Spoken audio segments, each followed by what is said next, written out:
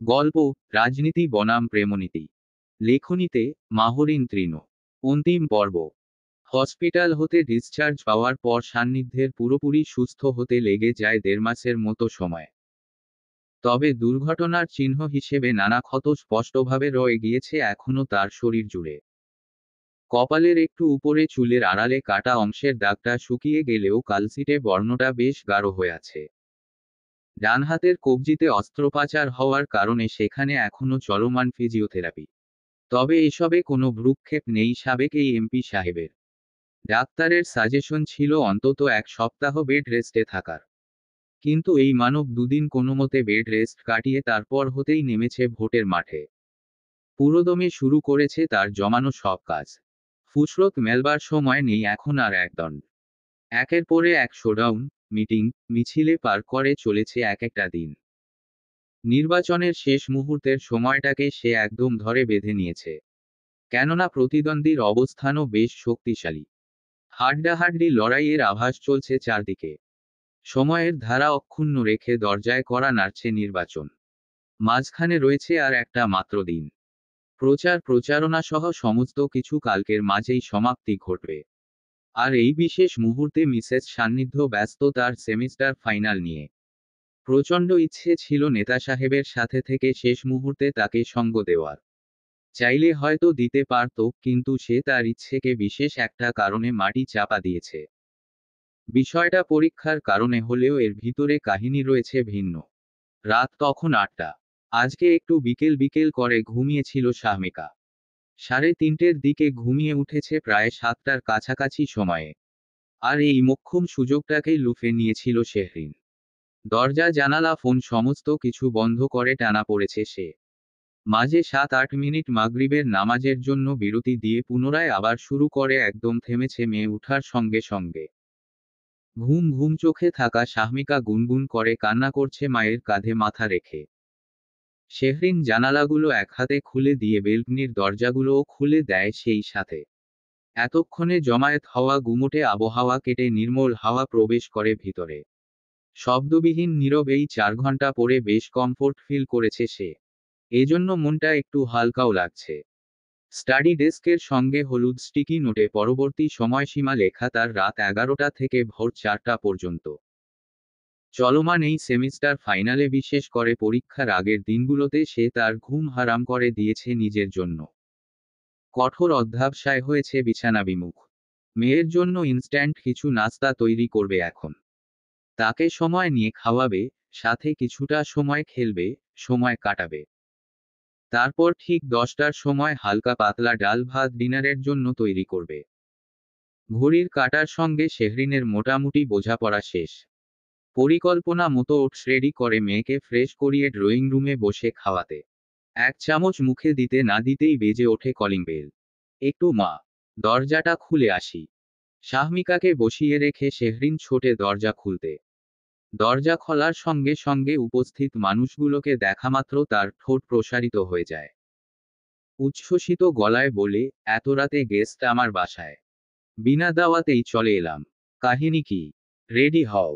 কোথায় যাব? সানজিদ তাসিন হুড়হুড় করে ভিতরে প্রবেশ করে। তানিশা শেহরিনের সঙ্গে উষ্ণ আলিঙ্গন সেরে প্রফুল্ল গলায় বলে, যাব এক জায়গায়। কেমন আছো তুমি? আলহামদুলিল্লাহ ভালো। তুমি কেমন আছো আপু? ভালো আছি। এসেছো কবে?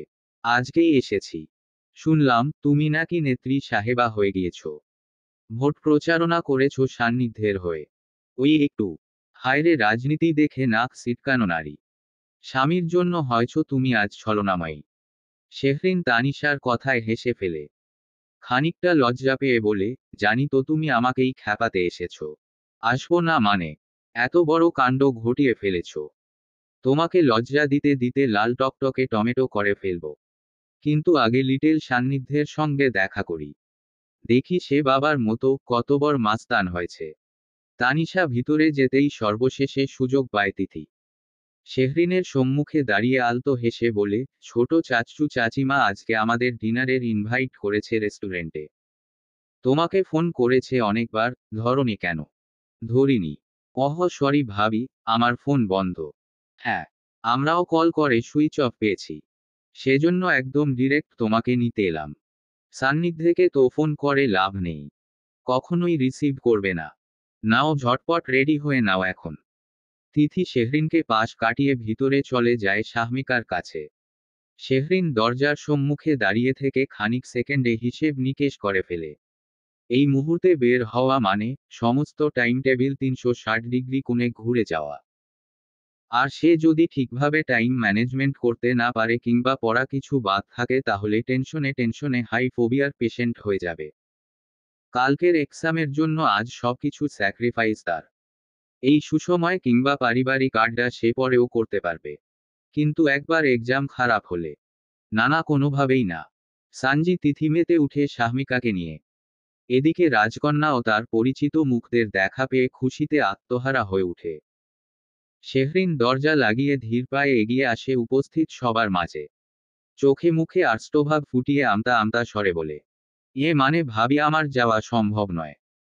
তিথি শাহমিকাকে খাওয়াতে খাওয়াতে সহজ গলায় বলে, কেন যাবা না ভাবিজান, যাবেন না আপনি? পরীক্ষার জন্য নিশ্চয়ই। কালকে এক্সাম আছে। সানজির পরপর প্রশ্নে শেহরিন ঠোঁট কামড়ে বড় বড় চোখ করে মাথা নাড়ায়। অকপটে স্বীকারোক্তি দান করে সে। সানজি বসা ছেড়ে উঠে দাঁড়িয়ে শেহরিনের কাঁধ থুতনি ঠেকিয়ে আহ্লাদিত কণ্ঠে বলে, একটু তো সমস্যা হবে না? আজকের জন্য ক্ষমা চাই আপু প্লিজ। এটা কেমন হলো? তোমরা না গেলে তো পুরো ডিনারটাই নিরামিষ লাগবে। আচ্ছা শেহরিন না যেতে চাইলে থাকে হেতু ফাইনাল সেমিস্টার, একটু চাপ থাকবেই। তোমার না হয় চিন্তা নেই, কিন্তু ওর তো আর তা না। অপমান করছো ভাবি। এতেও যদি একটু তোমার বোধশক্তি হয়। দেখো ওকে দেখে শিখো। এক্সামের জন্য কতটা ডেডিকেটেড সে। তুমি হলে তো কিসের এক্সাম কিসের কি, আগে আগে রেডি হতে। সানজি শেহরিনের কাঁধ হতে হাত ছাড়িয়ে নিজের কোমরে চেপে ধরে। সরু চোখে তাকিয়ে বলে, অরেহ দুজায়ের কি ভালোবাসা। একদম উথলে উথলে পড়ছে। আমাকে কুটনি ননদিনী বানানোর চিন্তা, তাই না? তুমি তো আমাদের কুটনি ননদিনী। একদম আমাদের দুজায়ের মধ্যে আসবে না বলে দিলাম। 100 বার আসবো। তোমাদের মধ্যে কুটকাচালি বেশি বেশি করব। আমরা দুই যা মিলে তোমাকে আমাদের সুখনিবাস হতে তাড়ানোর ব্যবস্থা করব তাহলে। তানিশা মুখ ভিটকিয়ে দীর্ঘশ্বাস ফেলে সানজির দিকে তাকায়। ঝাঝালো কণ্ঠে বলে, ভয় পাস না সানজি, আমি তোর সাথে আছি। আমরা দুই ননদিনী মিলে দুই ভাইয়ের বউকে আচ্ছামতো শায়েস্তা করব। তলে তলে কাঠি করব। এমন অবস্থা করব দুজন আমাদের দেখে ভয় ভয় থাকবে। আমরা তখন পায়ের উপর পা তুলে বসে বসে শুধু অর্ডার করব। বলবো, এই বড়জন যাও চিকেন তান্দুরি করে নিয়ে আসো এক্ষুনি। ছোটজনকে বলবো, এই যাও আমার জন্য গরম পানি নিয়ে আসো। হুকুম চলবে হুকুম। তানিশার কথা শেষ হতে না হতেই একসাথে হাসির রোল পড়ে। যায় নন্দে মিলে শুরু হয় তাদের মিষ্টি খুনসুটি। কিন্তু এর মাঝে চুপ করে বসে থাকে বেবি মানকি। আর চোখে সে তাকিয়ে দেখছে শাহমিকাকে। এই বেবি মানকি, এভাবে মুখ লটকে রেখেছিস কেন? ফুমনি একটা কথা কানে কানে। সানজি নিচু হয়ে তাসিনের মুখের কাছে মাথা নিয়ে বলে, বল এখন।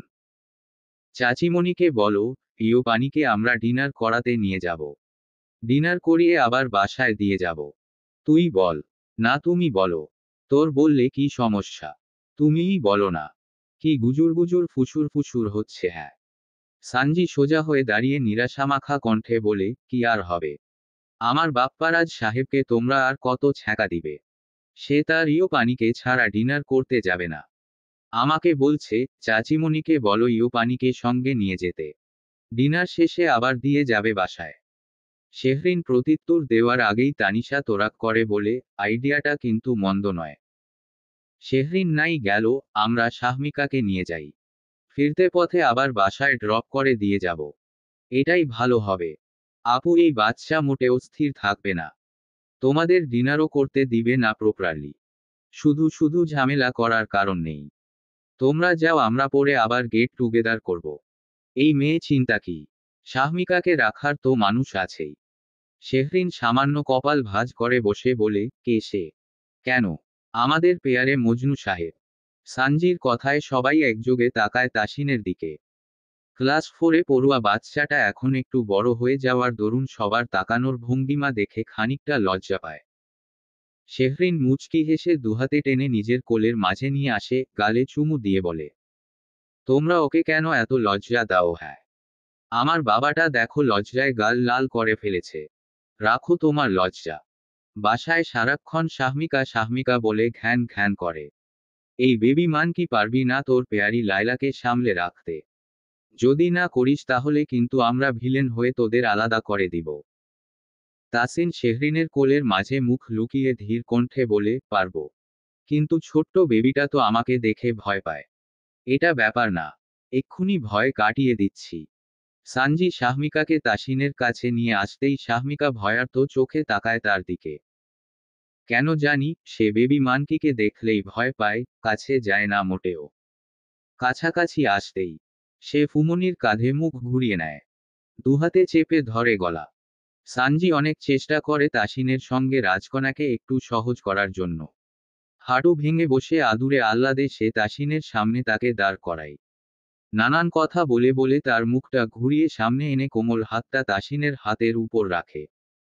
সবাই এক সেকেন্ডের জন্য নীরব হয়ে যায় প্রতিক্রিয়া দেখার জন্য। আগ্রহ চোখে তাকিয়ে থাকে রাজকন্যার দিকে। অন্যদিকে রাজকন্যা গোলগাল চোখে তার নিজের হাতের দিকে তাকিয়ে থাকে। অতঃপর মুখ তুলে সামনে বসা মায়ের দিকে তাকিয়ে সে কাঁধ ঝাঁকিয়ে ঠোঁট উল্টাতে শুরু করে। শরীরে কম্পন ধরে। কান্না শুরুর প্রাথমিক ধাপ ফোপানোর অস্ফুট আওয়াজ বের হতে না হতেই চিৎকার করে জুড়ে দেয় কান্না। Mission fail. সবাই একসাথে দীর্ঘশ্বাস ছেড়ে কপাল চাপড়ে উঠে। এদিকে সানজি রাজকন্যাকে কোলে তুলে তার কান্না থামাতে পায়চারি শুরু করে দেয়। পিঠে হাত বুলাতে বুলাতে সে বেবি মানকিকে মেরে দেওয়ারও হুমকি দেয়। এভাবে হবে না রে, মজনু। তোর লাইলার মন পেতে তোকে আরো যুদ্ধ করতে হবে। তাসিনের মুখ ভার, চোখ টলমল। শাহমিকার প্রত্যাখ্যান পেয়ে তার হৃদয় ভেঙে চুরমার হয়ে গিয়েছে। ইয়োপানি কেন তার কাছে আসতে চায় না? কেন তাকে দেখো ভয় পায় বুঝতে পারে না সে। তবে কি ইয়োপানি তাকে বিয়ে করবে না? পাঞ্জাবি টুপি বিড়াল প্যান্ট পরে বিয়ে করা হবে না? তার কপালে কি বিয়ে নেই? মামুনি। ঝুরঝুরে বৃষ্টির ন্যায় চোখ দিয়ে গড়িয়ে পড়ে তার পানি। চাচিমণির থেকে সোজা মায়ের কোলে মুখ লুকিয়ে সেও শুরু করে দেয় উচ্চ শব্দে কান্না। লাইলা মজনুর চলমান বিরহকালে উপস্থিত জনতা একদম নির্বাক হয়ে যায়। অবাক চোখে একে অপরের সাথে মুখ চাওয়াচাওয়ি করে। ছি বেবি মান কি ছি! প্রেমিক পুরুষ হয়ে তুই এত ছিচকাদুনে! বড়লোকী রাজকন্যা তোকে প্রত্যাখ্যান করে দিয়েছে জন্য তুই এভাবে কান্না করবি? গরিব হয়েছিস তো কি হয়েছে? তোর কি ভালোবাসার মূল্য নেই? তানিশার জোরালো গলায় বলা কথার সঙ্গে তাল মেলায় সানজি।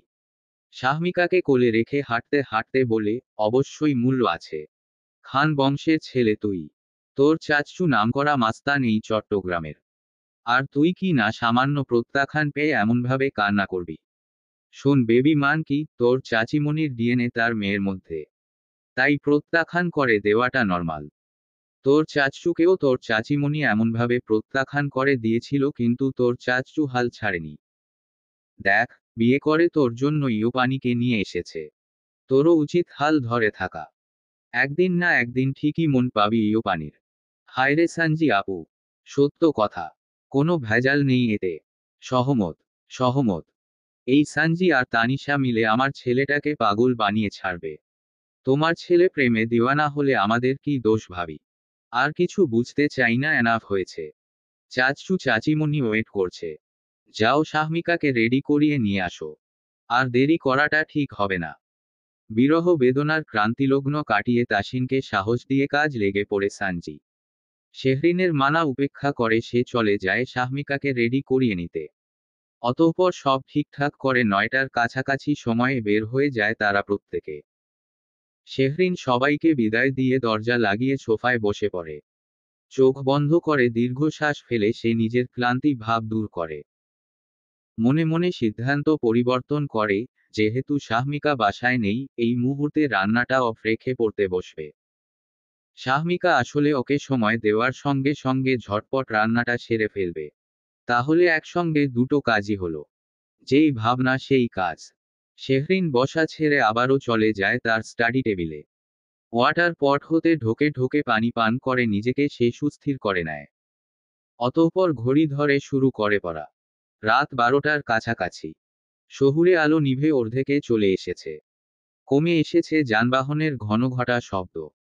কলিং বেলের শব্দ বেজে উঠতেই শেহরিন পড়ার মাঝে দৌড়ে যায় দরজা খুলতে। বাবা মেয়ে একসঙ্গে বাসায় ফিরেছে।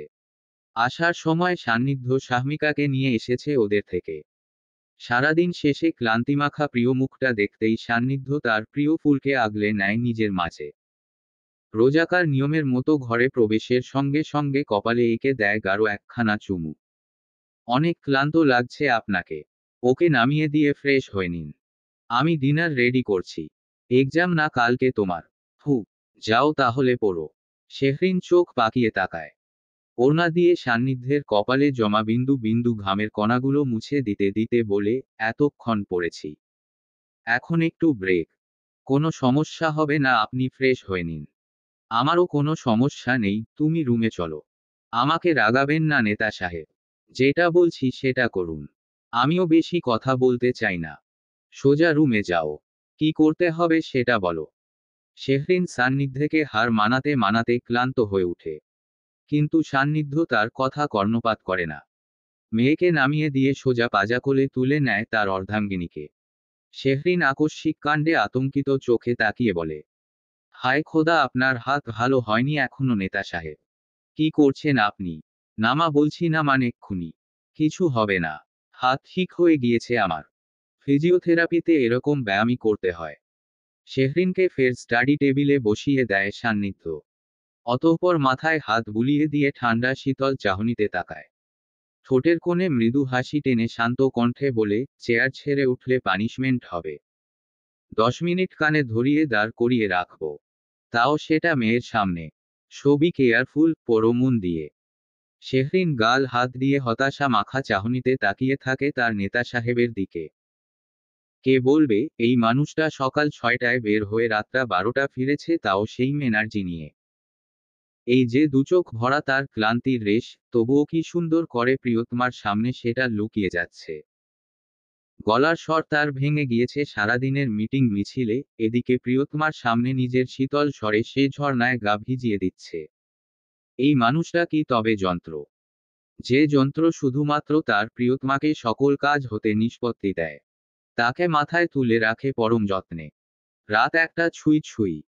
মেয়েকে কাঁধে নিয়ে ঘুম পাড়াতে পাড়াতে ছোট খাটো রান্নার আয়োজন সেরে নেয় সান্নিধ্য। বিশেষ কিছু নয়, গরম গরম ভাত, সাথে ডিম ভাজি আর ফ্রিজে আগের রান্না করা মাংস ওভেনে গরম করে নেয় আনাড়ি হাতে। আসা মাত্র 10 মিনিটের মাথায় শাওয়ার সেরেই কাজে লেগে পড়েছিল সে। পরনের সাদা টি শার্টে তার তরকারির গাঢ় ঝল চেয়ে আছে। লাগিয়েছে শাহমিকা।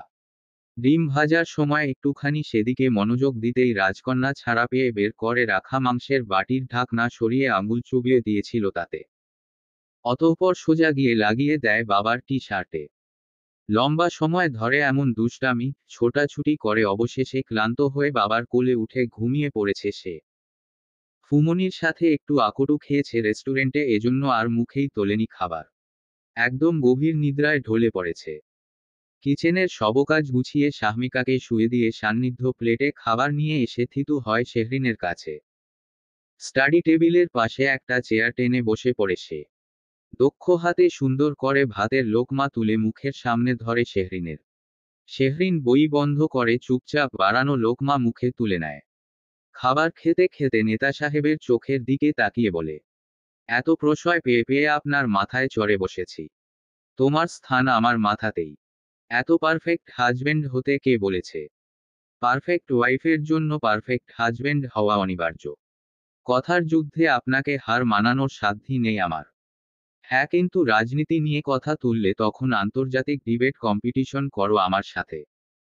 শেহরিন খাওয়ার মাঝে শব্দ করে হেসে উঠে। এই একটা লোক তার এই বিষয়টা যে কত কষ্টে হজম করে নেয় সেটা বলার বাহিরে। রাজনীতি নিয়ে যখনই কথা উঠে টেনে টেনে সে নিয়ে যায় সেটা বিতর্কের পর্যায়ে। বেচারা জামাই সাহেব তার পারে না কিছু বলতে। দীর্ঘ সময় ধরে যুক্তি খণ্ডন করে, তর্ক বিতর্ক করে, অতঃপর একদম শেষে গিয়ে বউকে বিজয়ী ঘোষণা করতে বাধ্য হয় সে। হার মেনে নেয় তার ব্যক্তিগত নারীর কাছে। চিন্তা হচ্ছে নির্বাচন নিয়ে। হচ্ছে না। এত নেগেটিভিটি ছড়াচ্ছে নাসির চৌধুরী আপনাকে নিয়ে। এরপরেও এতটা কুল আছেন কিভাবে? সান্নিধ্য শেহরিনের মুখে খাবার তুলে দিতে দিতে ধীর গলায় বলে, নেগেটিভটাকেই পজিটিভ হিসেবে নিয়েছি। তুমি প্লিজ এক্সামের মাঝে আমাকে নিয়ে ভাববে না। Only focus on your exam. লক্ষণ খারাপ নেতা সাহেব। অতিরিক্ত ভালো হাজবেন্ড হয়ে যাচ্ছেন আপনি। অতিরিক্ত ভালো ওয়াইফ হয়ে আপনাকে হারিয়ে দিতে হবে। শেহরিনের চিকন কণ্ঠে প্রতিদ্বন্দ্বী স্বরূপ কথা শুনে সান্নিধ্য নরম হাসে। চোখে চোখ রেখে নির্মেদস্বরে বলে, আপনি একমাত্র আমার প্রতিদ্বন্দ্বী যার কাছে আমি সব সময় হেরে থাকি। মে মাসের সকাল। বাতাসে বসন্তের উষ্ণ আমেজ থাকলেও দিনের আলো ফোটার সঙ্গে সঙ্গেই গ্রীষ্মের আগমনী বার্তা স্পষ্ট। গাছের ডালে ডালে পাখিদের পরিচিত সুরে ঘুম ভাঙা শহরের সকাল মুখরিত হয়ে ওঠে। ফুটন্ত কৃষ্ণচূড়া আর জারুলের গাঢ় রং সকালের স্নিগ্ধতাকে দেয় আরো বাড়িয়ে। হালকা মিষ্টি গন্ধ ভেসে আসে সদ্য ফোটা ফুল থেকে। ঘড়ির কাঁটার টিক টিক আওয়াজকে রুখে টেবিল ছেড়ে শেহরিন উঠে পড়ে। দুহাত মুচড়ে আড়মোড়া ভেঙে বিছানায় ঘুমন্ত দুটো প্রিয়মুখের উপর মিষ্টি চুম্বন দিয়ে ছোটে ফ্রেশ হতে। 1.5 ঘন্টার মাঝে সকালের নাস্তা সহ মেয়ের খাবার তৈরি করে গুছিয়ে রাখে সে টেবিলে। আজ তার 9টার মধ্যে বের হতে হবে জন্য সান্নিধ্য বের হবে একটু দেরিতে, একদম শেফালি এলে। শাওয়ার নিয়ে রেডি হয়ে কোনোমতে একটু ব্রেকফাস্ট সেরে নেয় শেহরিন। কাঁধে ব্যাগ ঝুলিয়ে হাতে ঘড়ি পড়তে পড়তে আবারও মেয়েকে এবং মেয়ের বাবাকে শীতল স্পর্শ একা দেয় ললাটে। নেতা সাহেবের কানে ফিসফিস করে বলে, আজকের দিনের জন্য শুভকামনা। সবকিছু ভালো হোক আপনার। সান্নিধ্য চোখ বন্ধ রেখে ঘুম ঘুম ভারী কণ্ঠে ঠেলে বলে, also good wishes to you. Do your best my flower. ইনশাআল্লাহ। শেহরিন বেরিয়ে পড়ে ব্যস্ত পায়। 4 চাকার গাড়িতে ভার্সিটিতে পৌঁছাতে লাগে না বেশি সময়। ভিতরে ভিতরে তার অস্থির উত্তেজনা বইছে। আজকের পরীক্ষাটা নিয়ে একটু বেশিই নার্ভাস সে। ঠোঁট গলা শুকিয়ে আসছে কেমন থেকে থেকে। দিগন্তের কিনার থেকে সূর্য উঠে ঠাঁই নেয় দূর আকাশের বুকে। বেলা বাড়ার সঙ্গে সঙ্গে বাড়ে তার তেজ, উত্তপ্ততায় মুখর হয়ে উঠে চারপাশ। আকাশ স্বচ্ছ নীল। 2-1টা সাদা মেঘ ভেসে বেড়াচ্ছে পালকির মতো করে। সময়ের সাথে তাল। ভার্সিটির মূল ফটকের সামনে এসে দাঁড়াতেই পিছু ডাকে পদযাত্রায় থামায় সে। ঘাড় ঘুরাতেই দেখতে পায় তার অতি পরিচিত বিষধর ক্লাসমেট তুর্না, নিশি, আরেফিনদের। এমপি সাহেবের বেগম, আমাদের একটু হেল্প করুন রাস্তা পারাপার হতে। শেহরিন ভ্রু কুঁচকে স্বাভাবিক গলায় জিজ্ঞেস করে, কেন? ভিআইপি পার্সনদের জন্য রাস্তা ব্লক করে রাখা হয়েছে। আই মিন সাবেক এমপি সান্নিধ্য শাহজাদ খানের গাড়ি এখন পাস হবে। শেহরিন মূল ফটক হতে রাস্তার বাহিরে নজর দেয়। এতক্ষণ নিমগ্ন চেতনায় হেঁটে আসছিল সে। খেয়ালই করেনি সামনে রাস্তা ব্লক করে রাখা হয়েছে। কোনো যানবাহন চলাচল করতে দিচ্ছে না 2-3 জন ট্রাফিক পুলিশ। বাঁশির সঙ্গে সঙ্গে হাতে লাঠি নিয়ে রাস্তা ক্লিয়ার রাখতে ব্যস্ত। তো আফটার অল তুমি তো উনার ওয়াইফ। ট্রাফিক পুলিশ তোমাকে ঠিকই যেতে হবে। আমাদের তো আর যেতে দিবে না। এখন এমপি সাহেবের গাড়ি কখন আসবে সেটারও তো ঠিক নেই। এতক্ষণ ওয়েট করব আমরা। ট্রাফিক পুলিশকে আমার কিসের দরকার পড়েছে গিয়ে হুকুম জারি করার? সাবেক এমপি সাহেব আমার হাজবেন্ড হলেও তার প্রফেশনাল লাইফে আমি এই মুহূর্তে কোনো এখতিয়ার রাখার প্রয়োজন বোধ করছি না। আর আমি ভার্সিটির স্টুডেন্ট, পরিচয় এখানে দাঁড়িয়ে আছি, এমপি সাহেবের বউয়ের পরিচয় নয়। আরেফিন দুহাত পকেটে ঠেলে অন্যদিকে মুখ ঘুরিয়ে বলে, এমপি সাহেবের পরিচয়েই তো প্রচারণা করো। মিডিয়ায় কথা বলো তখন। শেহরিন স্মিত হেসে দুহাত বুকের সাথে ভাঁজ করে দাঁড়ায়। ঠান্ডা গলায় আরেফিনের দিকে তাকিয়ে বলে, কয়দিন পর 4th ইয়ারে উঠবে। এইটুকু বেসিক নলেজ অন্তত সাথে রাখো যে, প্রফেশনাল লাইফ পার্সোনাল লাইফ ভিন্ন, ভার্সিটি আর নির্বাচনের মাঠ ভিন্ন। এমপির বউ হওয়ার সুবাদে যদি ভার্সিটির স্যারেরা আমাকে এক্সট্রা মার্ক দিত, তাহলে আমিও তোমাদের এক্সট্রা কেয়ার দিতাম। যেখানে আমার এখানে এই পদবীর কোনো মূল্য নেই, আমিও তাই তোমাদের অতিরিক্ত সুবিধা দিতে পারছি না। সরি, আমি অপেক্ষা করছি, তোমরাও করো। শেহরিনের ঝাঁঝালো উত্তরে নিশ্চুপ হয়ে যায় 3 জন। কেউ আর মুখ খোলার সাহস পায় না। মনে মনে ভস্মীভূত হলেও উপরে উপরে ঠান্ডা থাকে। তবে মুখজুড়ে আমাবস্যার ন্যায় অন্ধকার। নিশি পরিস্থিতি সামাল দিতে জোরপূর্বক হেসে বলে, পরীক্ষা কেমন হলো আজকে তোমার? ভালো। তোমাদের কেমন হয়েছে? তোমার ভালো হয়েছে। একসঙ্গে তিনজনের আশ্চর্যান্বিত কণ্ঠস্বরে হকচকিয়ে উঠে শেহরিন সাবলীল কণ্ঠে বলে, অবাক হচ্ছ যে? অবাক হব না। আজকের প্রশ্ন এত হার্ড ছিল। আমরা যতজনকে আস্ক করেছি সবাই বলেছে এক্সাম খারাপ হয়েছে। একমাত্র তুমি বলছো ভালো হয়েছে। Seriously, relax. এত অবাক হওয়ার দরকার নেই।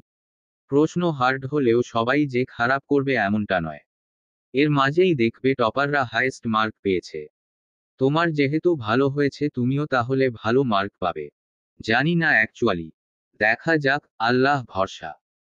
অপেক্ষার ঠিক 3 মিনিটের মাথায় সাই সাই করে সামনে দিয়ে চলে যায় 5টা গাড়ি, সাথে 30-35টার মতো বাইক। ধুলো উড়িয়ে তেজালো রোদ্দুর ভেদ করে ছুটে চলে গন্তব্যের উদ্দেশ্য। শেহরিন কিছুটা দূর হতেই সান্নিধ্যের গাড়ি দেখে চিনতে পারে। 3টে গাড়ির পর চতুর্থ নাম্বার গাড়িটা ছিল নেতা সাহেবের। আজকে তাদের গন্তব্য কোথায় সঠিক জানা নেই তার। কাল নির্বাচন, আজ ছোটাছুটি, এমন করেই চলবে। গোধূলির লগ্নের মায়া ছেড়ে পশ্চিম আকাশে ঢলে পড়ে সূর্য। সন্ধ্যার ঘোর কাটিয়ে রাতের সূচনা লগ্নে হালকা গোলাপি রঙা সেই ডায়েরি আর কলম নিয়ে বেকুনিতে বসে শেহরিন। ঝুড়ো ঝুড়ো হাওয়ায় দুলতে থাকা চুলগুলোকে কানের পিঠে গুজে বেতের সোফায় সে হেলান দিয়ে বসে পা গুটিয়ে।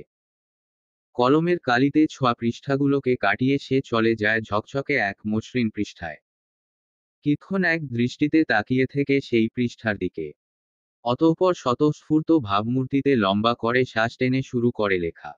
শ্রদ্ধেয় কামাল পাশা স্যার, এক তুচ্ছ, ক্ষুদ্র, গণনার বাহিরে থাকা এক ছাত্রী আপনাকে নিয়ে লিখতে বসেছে আজ। সিভিল ডিপার্টমেন্টের মিডল বেঞ্চে বসা সেই অনিয়মিত ছাত্রী যাকে আপনি প্রায়শই ক্লাসে দাঁড় করাতেন। যে মেয়ে চোখে চশমা পরে নতজানু হয়ে থাকতো আপনার সামনে। হাজারো অভিযোগের পাল্লা ভারী করে মুখে কুলুপ এঁটে থাকতো চুপচাপ। আমি সেই আলোচিত registration number 730, Sabrina Shehrin Aniva. Sir, 4th ইয়ারে আপনার ক্লাস পাবো কি না জানি না। আজকে আপনার সাবজেক্টের এক্সাম হলো। মনে হচ্ছে এখানেই হয়তো বিদায়ের ঘণ্টা বেজে গিয়েছে। তাই আমার ভিতরে থাকা কিছু অব্যক্ত কথা পরিস্ফুটনের জন্য কলমটাকে তুলে নিলাম হাতে। Geotechnical subject. বেশ কঠিন একটা সাবজেক্ট। পার্সোনালি আমার কাছে পড়ার চেয়েও কঠিন লাগতো আপনাকে স্যার। বইয়ের ভাঁজে ভাঁজে আপনার কঠোরচিত্তের স্পন্দন পেতাম। ভীষণ ভয় পেতাম। কখনো ভাবিনি এই সাবজেক্টটা আমার জন্য চ্যালেঞ্জিং হবে। তবে আমি আজ আমার ভয় কাটিয়েছি আমার নিজস্ব চেষ্টায়, কঠোর পরিশ্রমের মাধ্যমে। আলহামদুলিল্লাহ, আমার খুব ভালো এক্সাম হয়েছে আজকে। এতটা ভালো এর আগে কোনো এক্সামে হয়নি।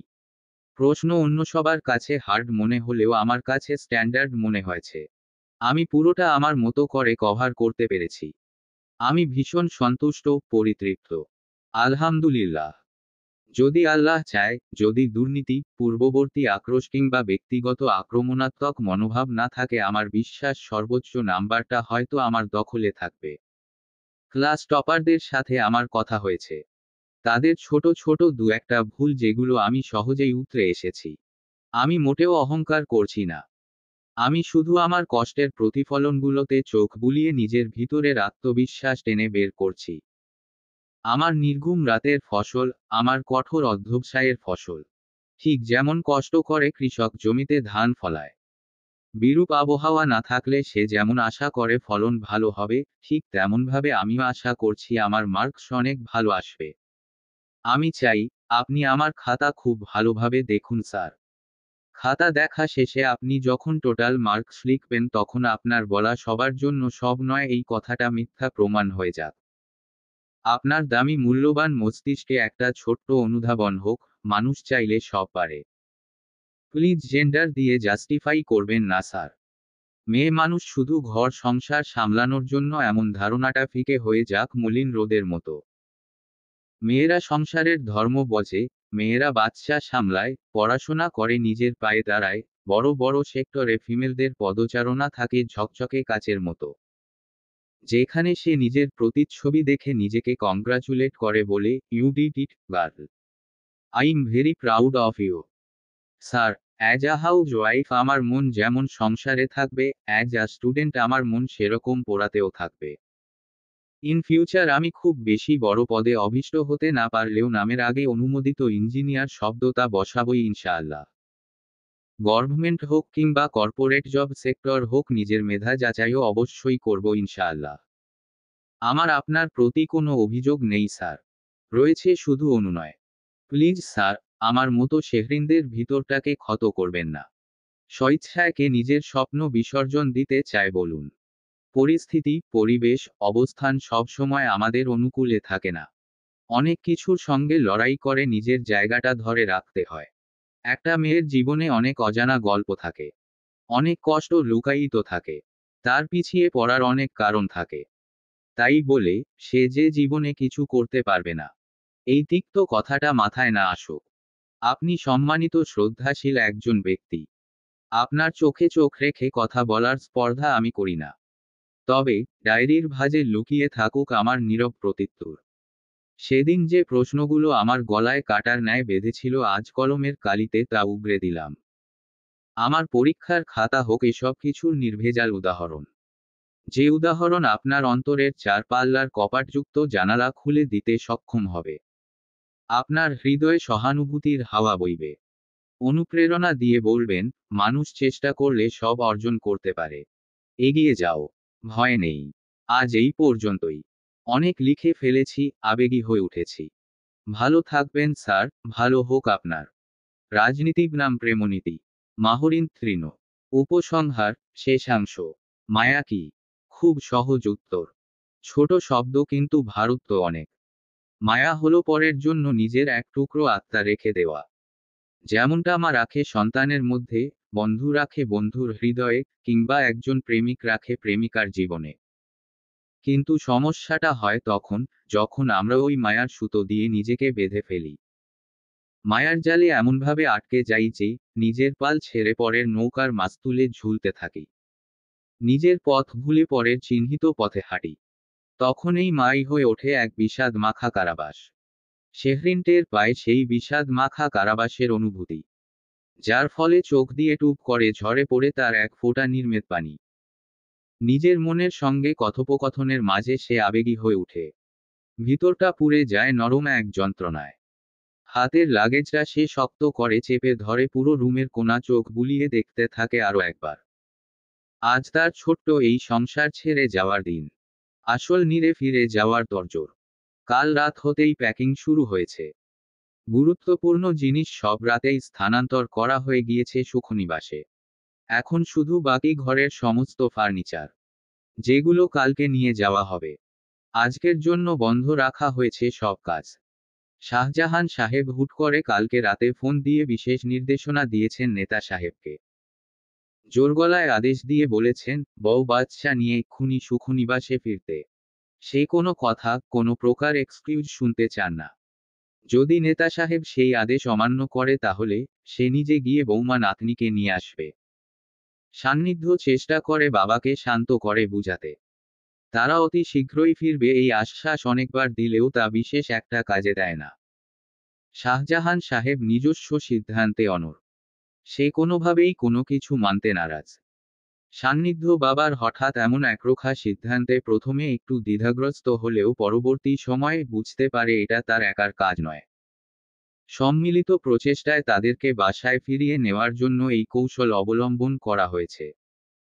এর পিছনে কাদের হাত রয়েছে সেটাও স্পষ্টতই বুঝতে পারে। বাবাকে দিয়ে তাকে কড়া হুঁশিয়ার দিচ্ছে যাতে সে মানা না করতে পারে কোনোভাবে। অগত্যা নেতা সাহেব বাধ্য হয়ে রাজি হয় সুখনিবাসে ফিরতে। নির্বাচনের কথা ভেবে সে আর বাড়তি ঝামেলা করতে চায় না। শাহজাহান সাহেব ছেলের রাজি হওয়া মাত্র গাড়ি পাঠিয়ে দেন। কিন্তু নেতা সাহেব শেহরিন শাহমিকাকে নিয়ে ভোরে ফিরবে বলে জানিয়ে সেই গাড়িগুলোতে প্রয়োজনীয় সব জিনিস পাঠিয়ে দেয় আগে। সেই থেকে শেহরিনের ঘুম নেই চোখে। আনন্দ, কষ্ট, চিন্তা তিনটার সংমিশ্রণে আবিষ্কার করে আজকের দিনটা। আজ ছেড়ে যাওয়ার দিন, আজ নতুনভাবে প্রত্যাবর্তনের দিন, আজ নেতা সাহেবের যুদ্ধের দিন।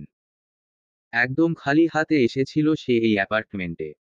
কিছু জানতো না, বুঝতো না, কত ভয় ভয় কেটেছে দিনগুলো। দীর্ঘ রাত্রির নিঃসঙ্গতা, প্রতি ভোরে আলো আঁধুরির খেলা, কঠিন সেই সময়, কঠিন সেই মুহূর্ত। ইস, ভাবলেই গায়ে কাঁটা দিয়ে উঠে। অতঃপর নিজেকে অল্প অল্প করে লোহার ছাঁচে গড়ে তোলা, নিজস্ব প্রচেষ্টায় সংসারের হাতেখড়ি নেওয়া, ধীরে ধীরে সবকিছু আয়ত্তে নিয়ে আসা। রক্তে মাংসে গড়া এক ভ্রূণকে বুকের মাঝে স্থান দেওয়া। কত কি! এই ছোট্ট সংসার শেহরিনকে দুহাত ভরে দিয়েছে। তাকে একজন সংসারী নারী, একজন মা, একজন স্ত্রী হিসেবে স্বয়ং সম্পূর্ণ করেছে। যে হারের ব্যর্থতা নিয়ে সে এখানে হাজির হয়েছিল সেই হারকে হারিয়ে দিয়ে আজ তাকে পরিপূর্ণ করে গড়ে তুলে দিয়েছে। কৃতজ্ঞ না হয়ে পারা যায়? এই যেই বুকের ভিতরে অসম বেদনায় দগ্ধ হয়ে সে দিকবিদিক হারিয়ে দেয়ালগুলো স্পর্শ করে যাচ্ছে। কি যে কষ্ট হচ্ছে সেটা সে প্রকাশ করতে পারছে না। শুধু চোখের পানিতে গাল ভিজিয়ে তুলছে চুপিসারে। কিচেন হতে ভেসে আসা ব্যস্ততার সুর, প্রেসার কুকারের সিটি, শেফালির তীক্ষ্ণ ধ্বনি। ড্রয়িং রুমে চায়ের আড্ডা, হাসির প্রতিধ্বনি, বারান্দার গ্রিলে চাঁদ দেখার অসংখ্য সন্ধ্যা। সব আজ স্মৃতির কৌটায় মুখবন্দী। এই অ্যাপার্টমেন্টে অন্য কেউ আসবে, অন্য কেউ পাতবে ছোট্ট সংসার। ঢেকে যাবে তার স্পর্শ, তার ভালোবাসা, তার আবেশিত কুণ্ঠা। মায়া এমনই এক শিকড়, যা শুধু মানুষে বা প্রাণে নয়, জড় বস্তুর সঙ্গেও গেথে যায় অবিচ্ছেদ্য বন্ধনে। আর যখন সেই মায়ার বন্ধন ছিঁড়ে যায়, তখন সৃষ্টি হয় শূন্যতা। আর এই শূন্যতা এতটাই গভীর হয় যে নিজের কান্নার শব্দও গুঞ্জন হয়ে ফিরে আসে বারে বারে। ব্যথাটা শুধু আত্মকেন্দ্রিক হয়ে থাকে না, ছড়িয়ে পড়ে চোখের দৃষ্টিতে, হাতের স্পর্শে, পায়ের চলায়। প্রতিটি শ্বাসে ধরা পড়ে সেই অনুপস্থিতির গন্ধ। শেহরিন। শেহরিন পুরুষালী গলার ব্যস্ত ডাক শুনে পিছু ঘুরে তাকায়। চোখ তার লাল টকটকে, জলে ভরা। চেহারায় নেমে এসেছে এক ধরনের বিধ্বস্ততা। সান্নিধ্য দরজা ছেড়ে ভিতরে প্রবেশ করা মাত্র শেহরিনকে দেখে থমকে দাঁড়ায়। ব্যস্ত স্বর তার রুখে যায় মুহূর্তেই। বিস্মিত চোখে তাকিয়ে বলে, শেহরিন, কি হয়েছে তোমার? কান্না করছো কেন তুমি? নেতা সাহেবকে দেখামাত্র শরীর কেঁপে ওঠে শেহরিনের। অজান্তেই মুখ হতে বেরিয়ে আসে অস্ফুট এক সুর। দুচোখে ভরা জল নিয়ে লাগেজ ফেলে সে ছুটে যায় সান্নিধ্যের কাছে। দৌড়ে গিয়ে দুহাতে ঝাপটে ধরে তার গলা। মুখ লুকিয়ে ফেলে সুঠাম বুকের মাঝে। এক মুহূর্ত লাগে না তার নিঃশব্দ কান্নাকে শব্দে মুখরিত করতে। ভিতরে জমানো ছেড়ে যাওয়ার কষ্টটা সে উগরে দেয় বাধাহীনভাবে। ভেঙে পড়ে সে কান্নায়। সান্নিধ্য অবাক হয় শেহরিনের এই ভঙ্গুর রূপ দেখে। এমন বাচ্চাদের মতো উচ্চ শব্দে কান্না সে আগে কখনো কোনো পরিস্থিতিতে তার অর্ধাঙ্গিনীকে করতে দেখে করেনি। ঝরঝরিয়ে কান্না করছে সে। মনে হচ্ছে তার অতীব প্রিয় জিনিস হতে বিচ্ছিন্ন হয়ে যাচ্ছে নির্দয়ভাবে।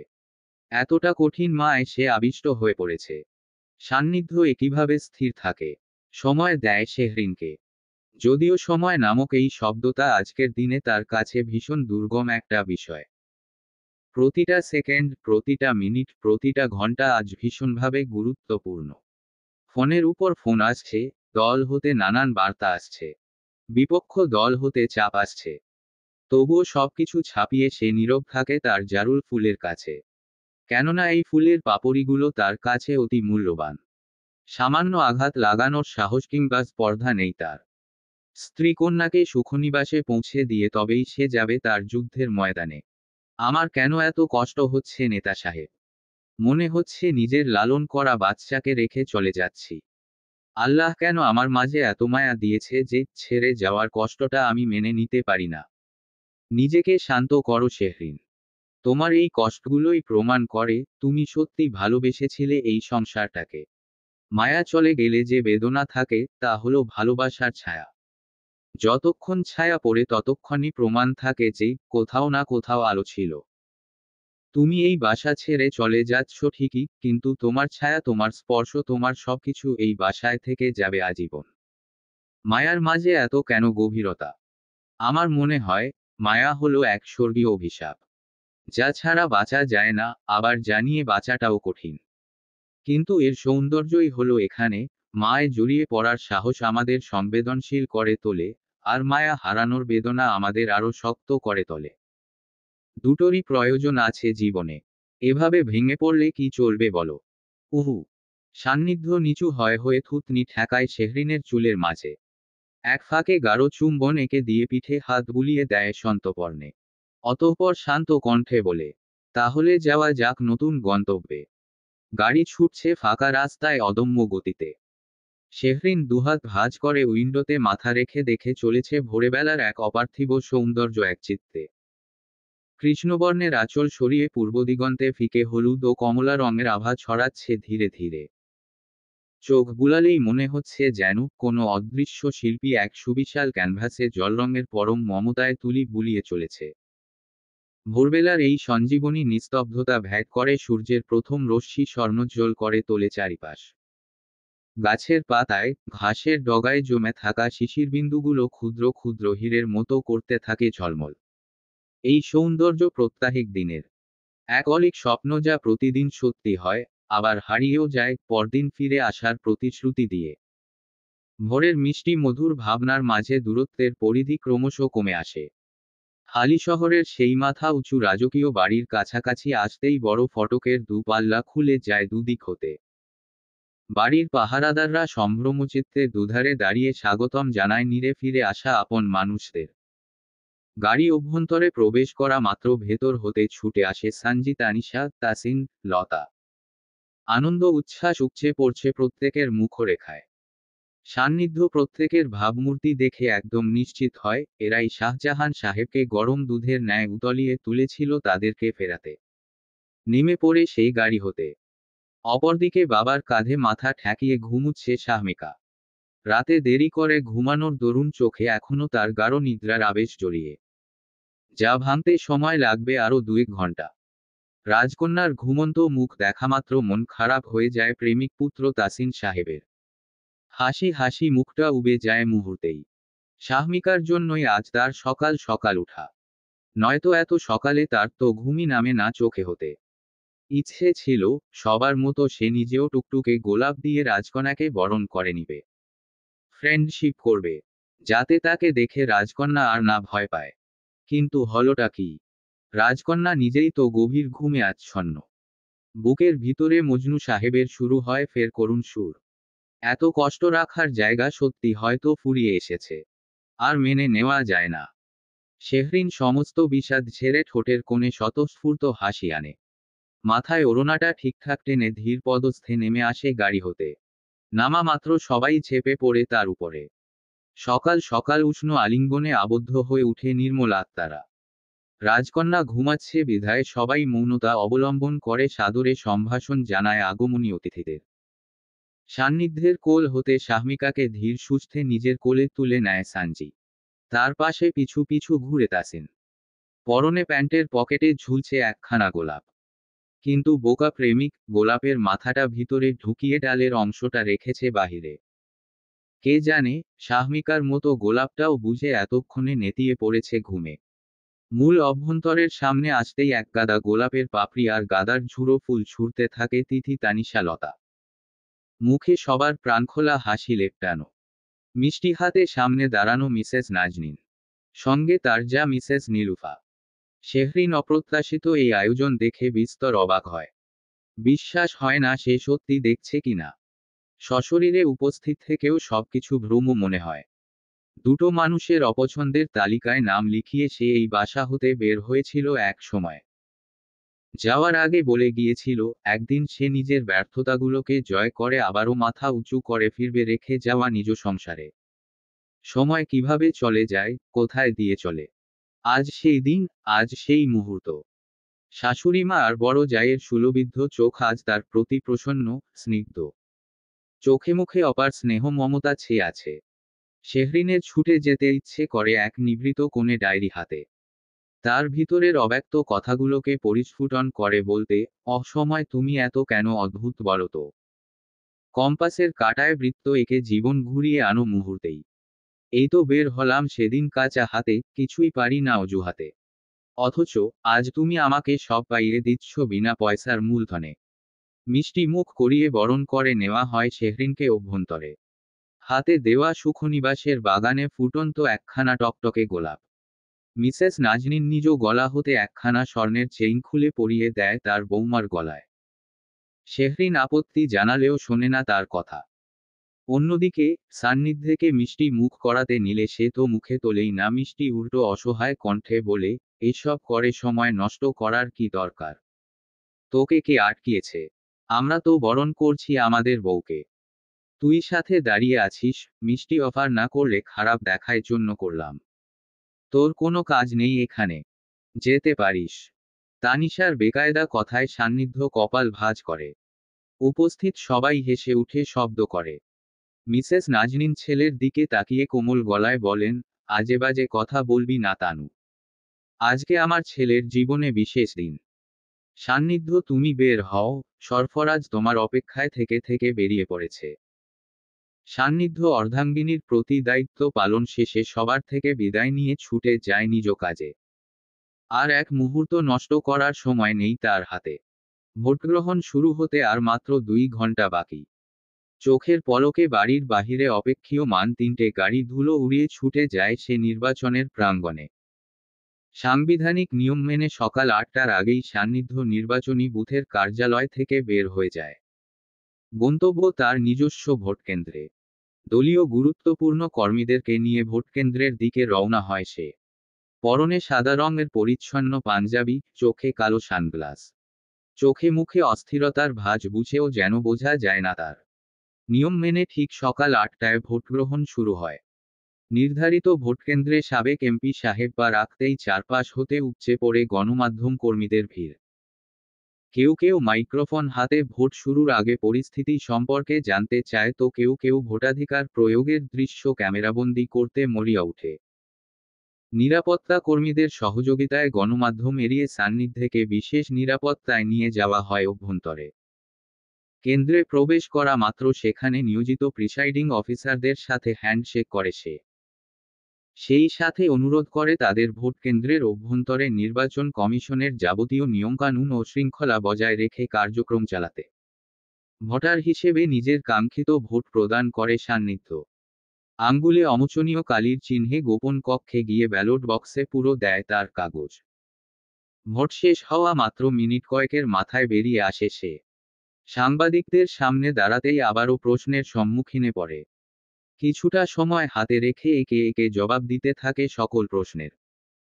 গম্ভীর মুখরেখায় দৃঢ় কণ্ঠে বলে, আমি চাই ভোটাররা ভয় ভীতি উপেক্ষা করে স্বতঃস্ফূর্তভাবে তাদের ভোটাধিকার প্রয়োগ করুক। আমি নির্বাচন কমিশনের প্রতি আহ্বান জানাচ্ছি, তারা যেন সংবিধান ও আইন অনুযায়ী একটি অবাধ, নিরপেক্ষ ও সুষ্ঠু নির্বাচন নিশ্চিত করেন। জনগণের রায় আমি মাথা পেতে নেব। বেলা বাড়ার সঙ্গে সঙ্গে পুরোদমে শুরু হয়ে যায় ভোটগ্রহণ। সাধারণ জনগণের ভিড় ঠেলে সান্নিধ্যের একাধিক গাড়িবহর ছুটে যায় একের পর এক কেন্দ্রে। পরপর পতেঙ্গা, খুলশী, চন্দনপুরা তার আসনের বিভিন্ন কেন্দ্র পর্যবেক্ষণ করে। প্রতিটি কেন্দ্রের বাইরে আইনশৃঙ্খলা বাহিনীর সদস্যদের উপস্থিতি সরব থাকায় স্বস্তির নিঃশ্বাস ফেলে সে।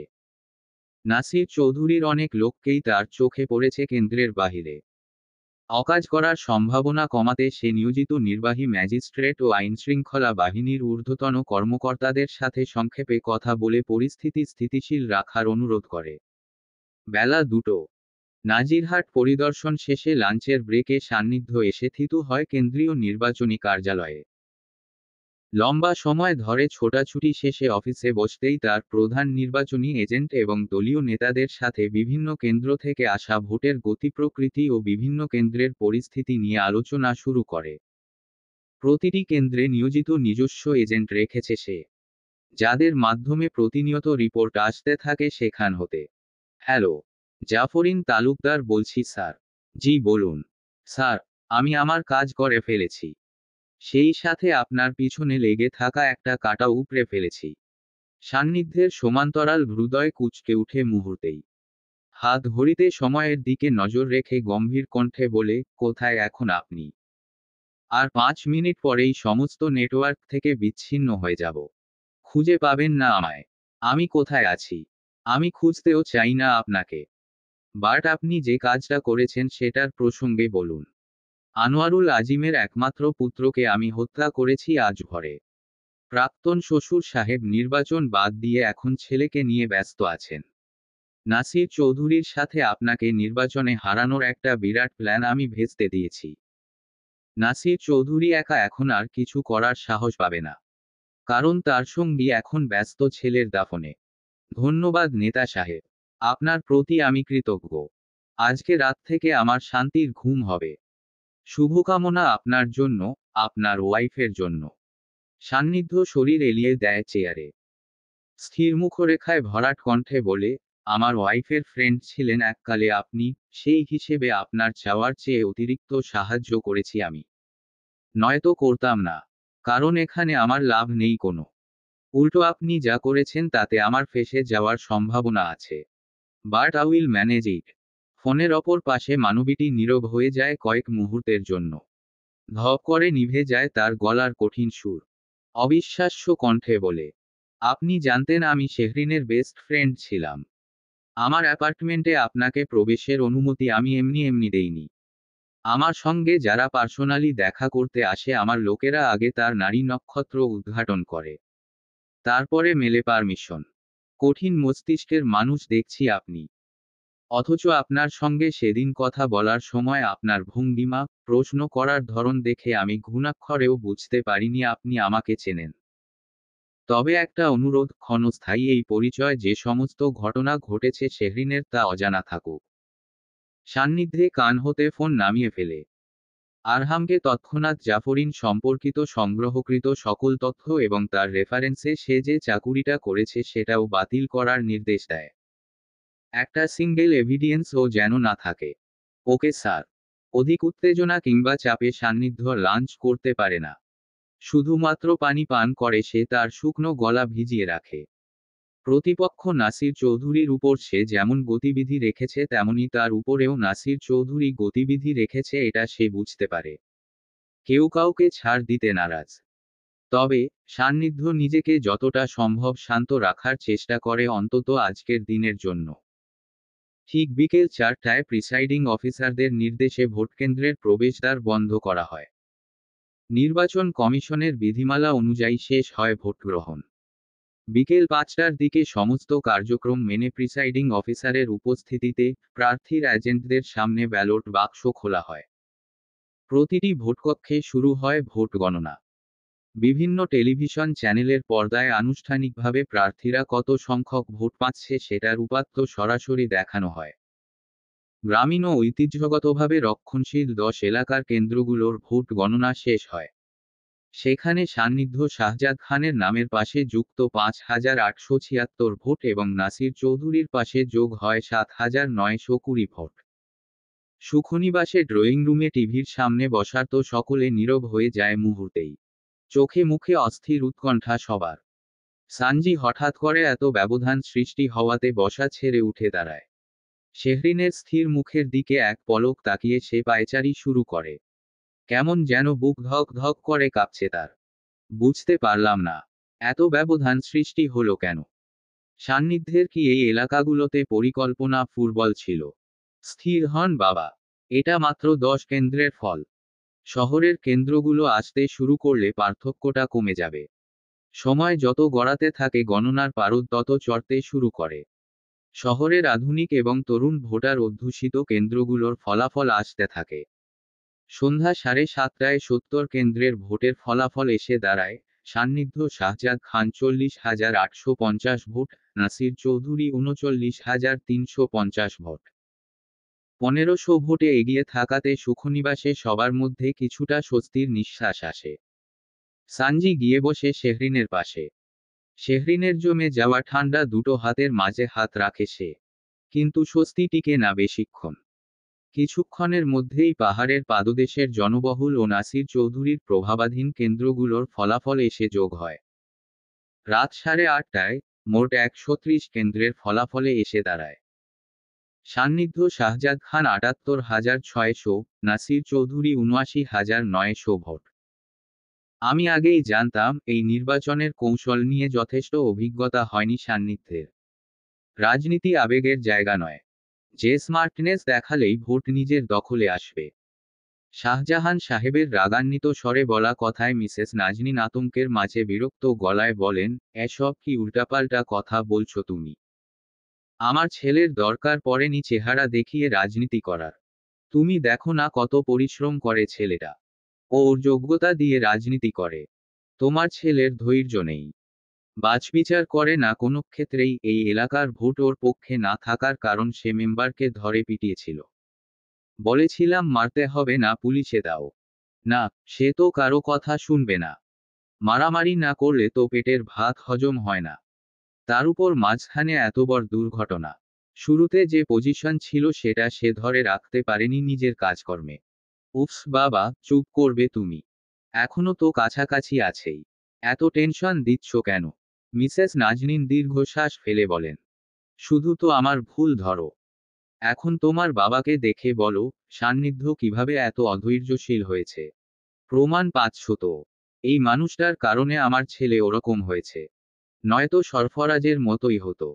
হ্যাঁ, এখন ছেলের দোষ আমার ঘাড়ে দাও। বাবা আম্মা প্লিজ। শেহরিনের অনুরোধে মিসেস নাজনীন শাহজাহান সাহেব চুপ হয়ে যান। একে অপরের উপর দোষ চাপানো শেষে মনোযোগ দেন আবারও টিভির স্ক্রিনে। আর মাত্র 20টি কেন্দ্র বাকি। গলা শুকিয়ে কাঠ হয়ে আসছে শেহরিনের। তবুও নিজেকে সে স্থির রাখার চেষ্টা করে। চোখের সামনে সব ঘোলাটে হয়ে আসছে কেমন। এত প্রচেষ্টা, এত পরিশ্রম সব কি তবে বৃথা যাবে? সর্বশেষ কেন্দ্রের ফলাফল যুক্ত হতে হতে রাত 9টা পার হয়ে যায়। চূড়ান্ত বিজয়ী ফলাফল আসতে আসতে শেহরিন সানজি বসা ছেড়ে উঠে পড়ে। একজন অতিরিক্ত অস্থিরতায় ডুবে গিয়ে শ্বাসকষ্টে ভুগতে থাকে। অন্যজন লাগামহীন কাঁপুনিতে চোখ মুখ ফ্যাকাশে করে ফেলে। অপরদিকে মিসেস নাজনীন অদূরে গিয়ে বসে দুহাত তুলে ছেলের জন্য শুরু করে দোয়া। সান্নিধ্য শাহজাদ খান প্রাপ্ত ভোট 1,02,900। নাসির চৌধুরী 88,245 ভোট। সুখনিবাসে এক মুহূর্তের জন্য বিদ্যুৎ গর্জন করে উঠে। বজ্রপাতের ন্যায় গলার স্বর ভেঙে জোরালো ধ্বনিতে মেতে উঠে সবাই উল্লাসে। যে ধ্বনি দেয়ালের সঙ্গে প্রতিধ্বনি হয়ে পৌঁছে যায় বাহির পর্যন্ত। শেহরিন সানজি একে অপরকে জড়িয়ে ধরে চিৎকার করে উঠে। সুখের কান্নায় ভেঙে পড়ে দুজনে। বাঁধনহারা আনন্দে দিশেহারা হয়ে উঠে সুখনিবাসের প্রতিটি হৃদয় স্পন্দন। রাত 12:30টার দিকে রিটার্নিং অফিসারের কার্যালয় থেকে চট্টগ্রাম 2 আসনের আনুষ্ঠানিক ফলাফল ঘোষণা করা হয়। যেখানে বিপুল ভোটে জয়ী হয়েছেন সান্নিধ্য শাহজাদ খান। দলীয় নেতাকর্মী থেকে সমর্থকেরা ব্যাপক উচ্ছ্বাসে হতবিহ্বল হয়ে উঠে এই বিজয়ে। স্লোগানে স্লোগানে মুখরিত হয়ে উঠে চারপাশ। মধ্যরাতে তাদের জয়ী উল্লাস দিনের উজ্জ্বলতাকেও হার মানিয়ে দেয়। সান্নিধ্য আনঅফিসিয়ালি রেজাল্ট শিট রিটার্নিং অফিসারের হাত হতে গ্রহণ করে সরাসরি চলে আসে সরফরাজের কাছে। শত শত নেতাকর্মীর মাঝেই নির্বিকারচিত্তে জাপটে ধরে বড় ভাইকে, তার অভিভাবককে, তার সকল কাজের সমাধানদাতাকে। ঘামভেজা সিক্ত তার পাঞ্জাবি, চোখ রাজ্যের ক্লান্তি। সুরদর্শন মুখখানিতে নেই কোনো গম্ভীরতার আভাস। নিয়মের বাহিরে নির্দ্বিধায় নিজেকে সে ভাঙে এই কঠিন জয়ের লড়াইয়ে। সরফরাজের চোখের কোণে এক ফোঁটা অশ্রু এসে ভিড়ে।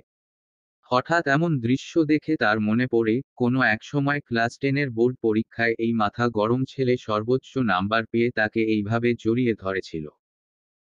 তখন তার হাতে ছিল এরকম নাম্বারের শিট। আজ সময়ের ব্যবধানে সবকিছু বদলে গেলেও ভালোবাসা বদলায়নি এক ফোঁটাও। কংগ্রাচুলেশন এমপি সাহেব। আমার ছায়া হয়ে থাক তুই। আছি সব সময়। সান্নিধ্যের চোখের কোণে খুব সামান্য জল।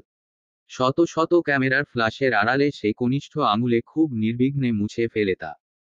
অতঃপর আসিফ আরহাম রিমনের সঙ্গে করে আলিঙ্গন। এই মানুষগুলো তার আস্থার মানুষ, বিশ্বাসের মানুষ, ভরসার মানুষ। সৃষ্টিকর্তা তাকে হয়তো কোনো বড় পুণ্যের বিনিময়ে এই মানুষগুলোকে তার জীবনে পাঠিয়েছেন। এদের জন্যই রাজনৈতিক জগতে এমপি সান্নিধ্য শাহজাদ খান এত পরিচিত, এত আলোচিত। চট্টগ্রাম 2 আসনে এমপি পদের মুকুটটার পিছনে এদের অবদান জীবন থাকতে ভুলবে না সে। 21শে জুন, সকাল 10টা।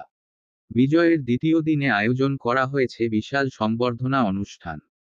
স্থান চট্টগ্রাম 2 আসনের প্রাণকেন্দ্র, ঐতিহাসিক Kazem Ali school and college মাঠ। মাঠের এক কোণে প্রায় 15 ফুট উঁচু এবং 60 ফুট প্রশস্ত এক বিশাল মঞ্চ তৈরি করা হয়েছে। মঞ্চের পাশে বিশাল এলইডি স্ক্রিন জুড়ে রয়েছে সান্নিধ্য শাহজাদ খানের ছবি, পাশে স্বতন্ত্র প্রার্থী হিসেবে তার প্রতীক সঙ্গে নির্বাচনী স্লোগান। অনুষ্ঠান শুরুর ঘণ্টাখানিক আগে থেকেই মাঠ কানায় কানায় পূর্ণ। আইনশৃঙ্খলা বাহিনীর কঠোর নিরাপত্তা রাজি করা হয়েছে চারদিকে। নিশ্ছিদ্র এই নিরাপত্তা বেষ্টনী বহন করে বিজয়ী নেতার ক্ষমতা ও অবস্থানের সুস্পষ্ট বার্তা। মাঠের অর্ধেক জুড়েই শারীরিকভাবে পাতা হয়েছে চেয়ার। মঞ্চের এক পাশে গণমাধ্যম কর্মীদের জন্য সংরক্ষিত আসন। মঞ্চের ঠিক সামনে আলাদা ব্যারিকেড দিয়ে বিশেষভাবে প্রস্তুত করা হয়েছে ভিআইপি এবং বিশেষ অতিথিদের বসার স্থান, যেখানে বসেছে সদ্য নির্বাচিত এমপি সাহেবের পরিবারবর্গ। শাহমিকা, মিসেস নাজনীনের কোলে বসা রাজকন্যা ডাক শুনে ঘাড় ঘুরিয়ে তাকায়। মাথায় বাঁধা তার দুটো ঝুঁটি, পরনে সাদা রঙের ফ্লোরাল অ্যাপ্লিকের লেয়ার নেট ফ্রক। চোখ দুটো ঈষৎ ছোট করে সে তাকিয়ে থাকে বেবি মানকির দিকে। রাজকন্যার চাহনি নিজের দিকে পড়তেই বেবি মানকির ফোকলা মুখে ফোটে স্বতঃস্ফূর্ত হাসি। সোফা ছেড়ে উঠে দাঁড়ায় সে তৎক্ষণাৎ। বাম পকেট হাতড়ে বের করে শুকিয়ে মচমচে হয়ে যাওয়া সেই গোলাপ ফুলের ডাল। রাজকন্যার দিকে বাড়িয়ে দিতেই রাজকন্যা ডালের দিকে কিছুক্ষণ স্থির দৃষ্টিতে তাকিয়ে থাকে। অতঃপর কোমল হাত বাড়িয়ে দিয়ে ডালটা মুঠো পুরে নেয় নিজ হাতে। তাসিন অবিশ্বাস্য দৃষ্টিতে তাকিয়ে থাকে শাহমিকার দিকে। এই প্রথম ইয়োপানি তার কথা একটু শুনেছে। তার দেওয়া কিছু একটা হাতে নিয়েছে। অন্য সময় তো ফিরেও তাকায় না, দেখলেই দৌড়ে পালায়। খুশিতে বেবি মানকি লাফিয়ে উঠে। দুহাতে তালি বাজাতে বাজাতে সে পাশে বসা ফুমনিকে জড়িয়ে ধরে। বেবি মানকির মতো লাফাচ্ছিস কেন? ফুমনি, ইয়োপানি আমার গোলাপ ফুল নিয়েছে। সানজি তোরাক করে পাশ ফিরে চায়। আম্মার কোলে সাদা পরিটার হাতে কিছু একটা দেখে সে কপাল কুঁচকে বলে, কই গোলাপ? ইয়োপানির হাতে দেখো। আমি তো শুকনো লাকড়ি দেখতে পাচ্ছি। লার্কি কি? সানজি দৃষ্টি সরিয়ে এনে বেবি মানকির দিকে তাকায়। দাঁতে দাঁত চেপে বলে, শুকনো ডাল রে পাগলা। এটা তুই কি দিয়েছিস? ছি ছি, তুই যে গরিব আলাভোলা প্রেমিক এটা কি বড়লোক রাজকন্যার সামনে প্রমাণ না করলেই নয়। গোলাপের জায়গায় ডাল দিয়েছিস। তাসিন ফুমনির কথায় পকেট হাতড়ানো শুরু করে। আশ্চর্য, সে তো পুরো একটা ফুল পকেটে ঢুকিয়ে রেখেছিল পকেটে। তাহলে শুধু ডাল হলো কিভাবে? আর পাপড়ি গেল কোথায়? তুই এই ফুল কোথায় পেয়েছিলি? ওইয়ে চাচি মনি বাসায় আসার দিনে তুমি যে বাগান থেকে তুলেছিলে। তুই সেদিনকার ফুল পকেটে ঢুকিয়ে রেখেছিলি। তাসিন নিষ্পাপ চাহনিতে মাথা ঝাঁকিয়ে সায় জানায়। সানজি দীর্ঘশ্বাস ছেড়ে কপালে হাত রেখে বলে, তাই তো বলি, আজ তোর মামুনি অন্য প্যান্ট পরানোর জন্য এত চেষ্টা করলো কিন্তু তুই নাছোড়বান্দা হয়ে এটাই পরলি। বাসায় পরার প্যান্ট পরে এখানে আসলি তবুও খুললি না। এসব কিছু এই ফুলের জন্য, তাই তো? হায় খোদা, তুই তো দেখছি মজনু ফরহাদকেও হার মানিয়ে দিবি রে বেবি মানকি। এটা শুধু আমার ইয়োপানি। তো তোর ইয়োপানিকে একটা সুন্দর ফুল দিতে পারলি না? উফ ফুমনি, আমি কি এত বুঝি নাকি? তোর প্রেম হওয়া কঠিন বেবি মানকি। ভালো বেগ পোহাতে হবে দেখছি। ঘড়িতে বাজে 11টা 15। চারদিকে শুরু হয় প্রবল স্লোগান আর করতালি। জনগণের ভিড় ঠেলে মঞ্চে ওঠার আগ মুহূর্তে নেতা সাহেব বিশেষ কারণ দেখিয়ে কিছুটা আড়ালে চলে যায়। আসিফ আরহামরা সঙ্গে সঙ্গে মিডিয়ার ফোকাস মঞ্চের দিকে রাখার নির্দেশ দিয়ে সেদিকে সবাইকে রাখে ব্যস্ত। ভাঁজবিহীন শুভ্র পাঞ্জাবি পরিহিত নেতা সাহেব চোখ হতে সানগ্লাস খুলে ফেলে। ধীর পায়ে শীতল মুখবে মঞ্চের পিছনে বাবা মেয়ের মোলাকাতের মাঝে করে অংশগ্রহণ। রিজওয়ান সাহেব ঢাকা থেকে চট্টগ্রামে এসে পৌঁছেছেন একটু আগেই। এসেছেন শুধুমাত্র সান্নিধ্যের অনুরোধে। কিন্তু সেটা অজানা ছিল শেহরিনের। এই জমজমাট ভিড়ের মাঝে বাবাকে হঠাৎ দেখতে পেয়ে মেয়ে খুশিতে আত্মহারা হয়ে যায়। সব নিয়ম ভেঙে দৌড়ে চলে যায় সে বাবার বুকে। সান্নিধ্য রিজওয়ান সাহেবের কাছাকাছি আসতেই শেহরিন সরে গিয়ে দুজনকে জায়গা করে দেয়। সান্নিধ্য কিঞ্চিৎ ঠোঁট প্রসারিত করে সরাসরি আলিঙ্গনের মাধ্যমে কুশলাদি বিনিময় করে এই বিশেষ মানুষটার সঙ্গে। Congratulation champ. খুব খুশি হয়েছি। You truly deserve it. Proud of you. ভিতরে থেকে শ্রদ্ধা আসছে আপনার প্রতি, বাবা হিসেবে আপনি অতুলনীয়। Thank you so much for everything. সুসন্তান হিসেবে নিজের মেয়েকে গড়ে তুলেছেন আপনি, যাকে পেয়ে আমি ভাগ্যবানের লিস্টে সবার উপরে আছি। রিজওয়ান সাহেব সান্নিধ্যের পিঠ চাপড়ে অভিবাদন জানান। অধিক সম্মান আর সুখে সে নীরব হয়ে থাকেন। আলিঙ্গন সেরে করমর্দন করে স্মিত হাসেন সে। মেয়েকে শিরদাঁড়া সম্পন্ন কঠিন ব্যক্তিত্বের ছেলের হাত তুলে দিয়ে বলেন, মা, একটা প্রশ্ন। ক্লিয়ার উত্তর চাই। জি বলো। তুমি সুখী? শেহরিন উত্তর দিতে সময় নেয় না এক সেকেন্ডও। ঠোঁটের কোণে প্রজ্বলিত হাসি বজায় রেখে মাথা নাড়িয়ে বলে, ভীষণ সুখী। আলহামদুলিল্লাহ। কিন্তু আমার তোমাকে লাগবে জীবনে চলার পথে। আমার সরল জটিল সব সমস্যার সমাধান তুমি বাবা। কখনোই ভেবো না তুমি দায়িত্ব মুক্ত। তোমাকে দায়িত্বের বেড়াজালে আবদ্ধ রেখে আমি নিজের কাছে ধরে রাখব। পালানোর পথ খুঁজে লাভ নেই। মামুনির সঙ্গে আমার কথা হয়েছে মনে মনে। মামুনিও জানিয়েছে তোমাকে না ছাড়তে। রিজওয়ান সাহেব মেয়ের কথায় হেসে ফেলেন। সত্যি সে মনে মনে চেয়েছিলেন দায়িত্বমুক্ত কথাটা সামনে আনতে, কিন্তু মেয়ে তার আগেই নিষেধাজ্ঞা জারি করে দিয়েছে। মামুনিকে মনে মনে জানিয়েও দিয়েছে, পাগলি মেয়ে তার। তবে এখন থেকে যতদিন বাঁচবে সে মেয়ের সুখেই বাঁচবে। বাবা হিসেবে সন্তানের সুখ নিয়ে বেঁচে থাকার আনন্দই তো আলাদা। ধবধবে সাদা কুর্তি, সঙ্গে সাদা ওড়নায় ঢাকা অর্ধমাথা, চোখে নেতা সাহেবের মতো সানগ্লাস, দুপাশ হতে চুলগুলো বেরিয়ে মুখের উপর খাচ্ছে লুটোপুটি। সান্নিধ্যের হাতের ভাঁজে হাত রেখে জীবনের প্রথম কোনো রাজনৈতিক মঞ্চে উঠে শেহরিন। চারপাশে অসংখ্য নেতাকর্মীকে নির্দিষ্ট দূরত্বে রেখে নেতা সাহেব তাকে আগলে রাখে একদম নিজের কাছে। দুচোখ যতদূর যাচ্ছে শুধু জনতার ঢল চোখে পড়ছে। এমপি সান্নিধ্য শাহজাদ খানের সঙ্গে মিসেস সান্নিধ্যকে দেখামাত্র নারী পুরুষ সকলে উচ্ছ্বসিত হয়ে পড়ে। ভোট প্রচারণায় শেহরিন যে সমস্ত মানুষদের সঙ্গে পরিচিত হয়েছিল তার অর্ধেকেই আজ উপস্থিত হয়েছে। সে নিজেও উচ্ছ্বসিত হয়ে উঠে তাদের দেখে। নেতা সাহেবের মতো সবাইকে হাত নেড়ে অভিবাদন জানায় হাসি মুখে। মঞ্চে নেতা সাহেবের সঙ্গে তার ব্যক্তিগত নেত্রী সাহেবার একসঙ্গে হাত নাড়ার মুহূর্তটা ক্যামেরায় ক্যাপচার করে রাখতে ভোলে না সানজি। ফট করে কয়েকখানা ফটো ক্লিক করে ফেলে সে। কি দারুণ লাগছে দেখতে। ঠিক যেন বাঘের পাশে রায় বাঘিনী দাঁড়িয়ে আছে। তেজি অন্যরকম। সানজি সান্নিধ্যের হোয়াটসঅ্যাপে ফটোগুলো সেন্ড করে। দ্রুতহাতে টাইপ করতে করতে লিখে, এই অমূল্য 3টা ছবির জন্য পারিশ্রমিক হিসেবে 5,000 টাকা নির্ধারণ করা হইল। আপত্তি জানাইলে আরও 1,000 বাড়ানো হবে। আর হ্যাঁ, আপনাকে ভোট দিয়েছি সেটার মূল্য কত নির্ধারণ করা হইবে সেটা নিয়ে এখনো ভেবে চলেছি। তবে অতি শীঘ্রই জানানো হইবে। চিন্তা লইয়েন না। মনে রাখবেন, শাহজাহান সাহেবের শেরনি বিনা পয়সায় কাজ করে না। ফিক করে হেসে উঠে সানজি।